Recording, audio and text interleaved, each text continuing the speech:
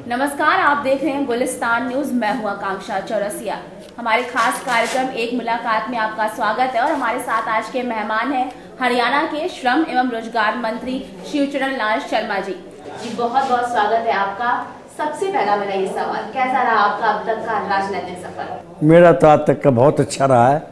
जो मैंने सोचा था वो सारी बातें सारी तमन्नाएं पूरी हो रही है मेरी। महीने एक दो फैक्ट्री नहीं आती है तो बेरोजगारी भी आस्ते आस्ते ये दूर होती था। और जो मेरी जनता ने मेरे सामने रखी थी बातें, वो सारी की सारी पूरी हो गई। उससे ऊपर चल रहा हूँ।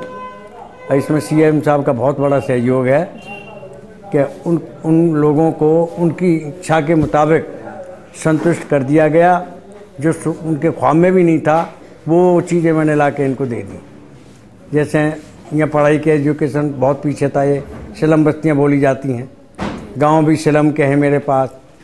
यहाँ सबसे पहला तो बड़ा काम मैंने कर दिया। कई स्कूल मैंने प्राइमरी बनवाए, कई स्कूल अपग्रेड करा दिए। और सबसे बड़ी बात यह है कि हमारे बच्चों को नेहरू कॉलेज जाना पड़ता था। सरकारी कॉलेज जो यहाँ से बहुत दूरी पर है, तो बच्चे 2% जाते थे, बाकी जाते ही नहीं थे। क्योंकि वहाँ जाना आना, उसके अलावा किराया भाड़ा खर्च करना गरीब आदमी इतना बर्दाश्त नहीं कर सकता था। सीएम साहब से मैंने रिक्वेस्ट की, सीएम साहब ने मुझे कॉलेज दे दिया।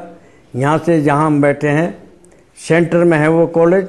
किसी भी कॉलोनी से 15 मिनट का पैदल का रास्ता है।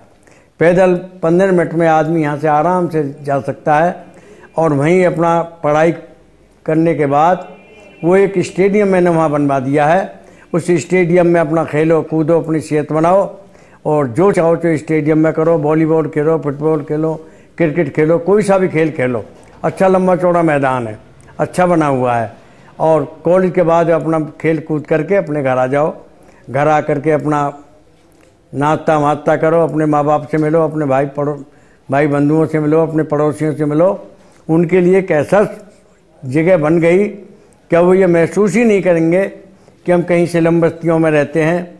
जब आदमी को इतनी सुविधाएं मिल जाती हैं तो आदमी ये समझता है कि मैं किसी अच्छे शहर में हूँ, मैं किसी अच्छे सेक्टर में हूँ। तो मतलब मानते हैं जनता संतुष्ट है आपसे पूरी? हाँ, बिल्कुल संतुष्ट है। और जनता की मेहरबानी से मैं जीता हूँ, जनता ही मुझे जिताती है। और मेरे घर से 3 आदमी राजनीति में हैं और तीनों ही जनता की मेहरबानी से चुन करके गए हैं। 2 नगर निगम के अंदर गए हुए हैं और 1 मैं विधानसभा में गया हुआ हूँ। जनता का प्यार है, जनता मुझे बहुत चाहती है, मैं जनता को चाहता हूँ। और जनता के दिल पे राज करने का कारण क्या है? किस तरह से राज कर लेते हैं? इसके पीछे राज क्या है? मैं उनकी सेवा करता हूँ, यानी उनको अपना परिवार जैसा समझता हूँ। जैसे एक मुखिया परिवार को लेकर के चलता है, मैं अपनी जनता को अपने उसी हिसाब से लेकर चलता हूँ। जिसको जो आवश्यकता है, जिसको जो ज़रूरत है, उसकी वो ज़रूरत मैं पूरी करता हूँ। चाहे किसी को कैसी भी ज़रूरत क्यों ना हो, हर वक्त उनके काम में तैयार रहता हूँ। उनके साथ इनरोल कैसे होता है? ऐसा माना जाता है कि जो नेता होते हैं, मंत्री होते हैं, लोगों से दूरी बना कर रखते हैं। तो मैं ये जानना चाहती हूँ कि शिवचरण जी उनके बीच कैसे इनरोल होते हैं कि उन्हें लगे ही ना कि हमारे साथ कोई नेता या मंत्री है। नहीं, मतलब यह कि मैं शुरू से ही इन लोगों के बीच में हूँ। चाहता तो मैं भी कहीं सेक्टर में चला जाता, मैंने नहीं जाना अच्छा समझा। क्योंकि मेरे जरा भी कोई दुख तकलीफ होती है तो सैकड़ों बच्चे मेरे सामने आ जाते हैं और पूछते हैं, हाल चाल पूछते हैं। उन्हें देख के और एक तांता लग जाता है। तो मेरा अटूट प्यार है। जैसा मेरा अपने निजी बच्चों में प्यार है, ऐसा ही मेरे इन सब में निजी प्यार है। और वो मुझे अपना माँ बाप से ज़्यादा दर्जा देते हैं। मैं उन्हें अपने बच्चों जैसा समझता हूँ और उनकी मुसीबत को मैं अपनी मुसीबत समझता हूँ, उनके काम को मैं अपना काम समझता हूँ। उनका कोई काम ऐसा नहीं होता कि जो मेरे बिना रुक जाए। मैं हल करता हूँ कि कोई बड़े से बड़ा काम भी क्यों ना हो उसको हल करूँ और इन्हें ये महसूस ना हो कि हमें काम करने में कितनी परेशानी हुई। और सारी बात मैं ले लेता हूँ। जो भी कोई बिजली की कोई परेशानी है मैं अपने ऊपर लेके रखता हूँ। बिजली की, पानी की, सड़कों की, कहीं आने जाने की।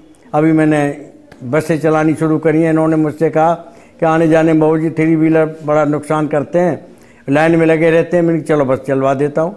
अब मैंने बसों का आना जाना शुरू कर दिया, बड़े खुश हैं मेरे आदमी। मुझे दिल से तो आप कांग्रेसी हैं, लेकिन आपका जो चुनाव चिन्ह है नगाड़ा, कुछ इस कदर बजा कि आप तो छा गए, मंत्री बन गए। मैंने नहीं बजाया, मेरी पब्लिक ने बजाया है। और आगे भी पता नहीं पब्लिक क्या करेगी।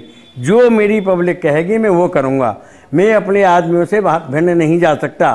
अगर मेरी पब्लिक कहेगी हमने टिकट मांगनी है, टिकट से लड़ना है, मैं टिकट मांगूंगा।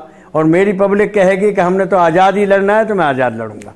मैं पब्लिक के पीछे हूँ, मैं और किसी के पीछे नहीं हूँ, पब्लिक मेरे साथ है।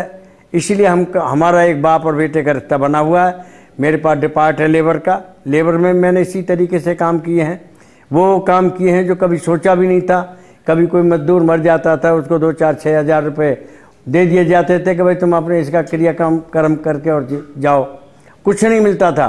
लेकिन आज अगर कोई आदमी एक्सीडेंट से मरता है तो उसको 5 लाख रुपए अलग मिलते हैं, ESI से पेंशन अलग मिलती है, और वहाँ जितने साल का उसका काम होता है उस फैक्ट्री से उतना पैसा मिलता है। उसके अलावा उसके परिवार वालों को मैं नौकरी दिलवाता हूँ कि एक परिवार को नौकरी दो, अगर लड़का नहीं है तो लड़की हो जो नौकरी कर सकती हो। तो इस तरीके से सारी सहूलियतें हैं। फैक्ट्री एरिया उजड़ रहा था, मैंने CM साहब से कह कर मैंने कह दिया कुछ हमें कुछ काम दो। हमारी बस्तियां हैं, सब मजदूर यहाँ आकर के बसे हुए हैं, ये बेचारे बाहर कहाँ जाएंगे, पीछे से सब कुछ ख़त्म कर आए, आज यहाँ है और कुछ क्या सहारा है। तो आप ही हमारे माई बाप हैं, उन्होंने बहुत सारी फैक्ट्रियाँ यहाँ दी हैं, और यहाँ से मेरा ख्याल है होटल तक का इंडस्ट्री एरिया हो गया है। और रोज़ाना हर महीने 1-2 फैक्ट्री नई आती है, तो बेरोजगारी भी आहिस्ता आहिस्ता ये दूर होती चली जा रही है। और कुछ सरकारी नौकरी भी सरकार निकाल रही है, उसमें भी इन लोगों की भागीदारी है। जो बच्चा जैसा होता है काबिल, उसको वो सीट मिल जाती है। और आगे भी बहुत जगह निकलने वाली हैं, उनमें भी ये लोग अप्लाई करेंगे, वो और भी प्राप्त करेंगे। जी, एक मुलाकात में लेंगे एक छोटा सा ब्रेक के बाद भी शिव जी से बातचीत का सिलसिला जारी रहेगा।